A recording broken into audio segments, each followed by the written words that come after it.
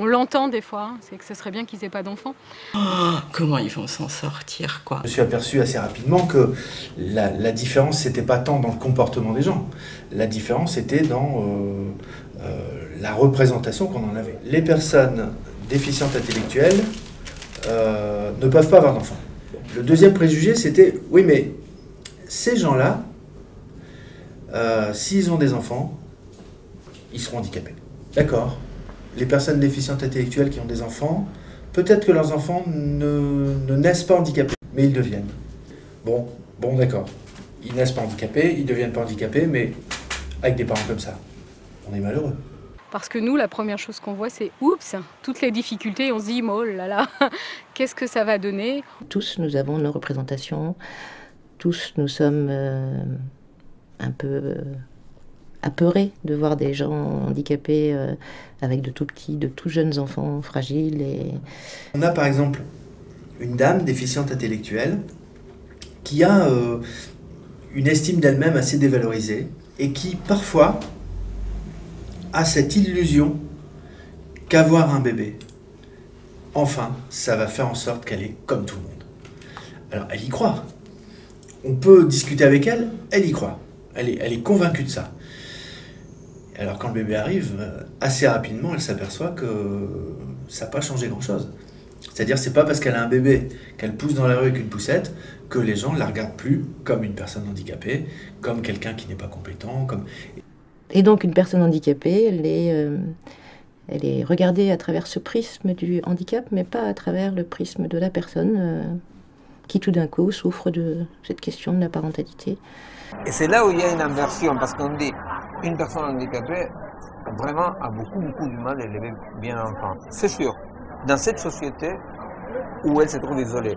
Mais la cause pour laquelle aura du mal à élever l'enfant, c'est pas parce qu'elle est handicapée, c'est parce que la société l'isole en tant qu'handicapée. La perception qu'une personne déficiente intellectuelle en situation de parent a de son rôle de parent. La perception qu'elle a de sa qualité de parent. La perception qu'elle a de l'utilité d'être parent. La perception qu'elle a de ce que c'est qu'être un bon parent. Enfin, il y aurait, à mon avis, quelque chose de très intéressant à faire autour de ces questions-là et qui pourrait aussi alimenter les professionnels sur comment mieux aider ses parents à affronter l'acquisition de compétences pour être un parent acceptable. Parce qu'on a du mal quand même à rentrer en contact avec nos enfants. Savoir comment me positionner vis-à-vis d'eux, de ne pas, je veux pas dire franchir la ligne, même si bon, c'est vrai que on peut vite avoir des gestes un peu non contrôlés suite quand on les change ou quand on les donc à ce niveau-là quoi. Donc c'est plus à savoir comment se positionner là. Donc c'est plus des interrogations, sachant que le rôle de père, je l'avais pas vu de mon père, donc je pouvais pas entre guillemets savoir comment ça se passait. Et donc voilà quoi.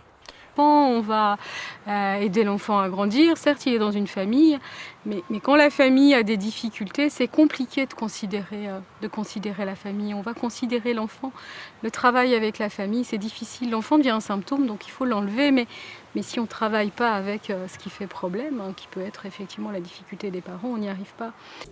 Enfin, pour moi, c'est même une posture philosophique, c'est-à-dire on ne peut pas réduire quelqu'un au fait qu'il est déficient intellectuel.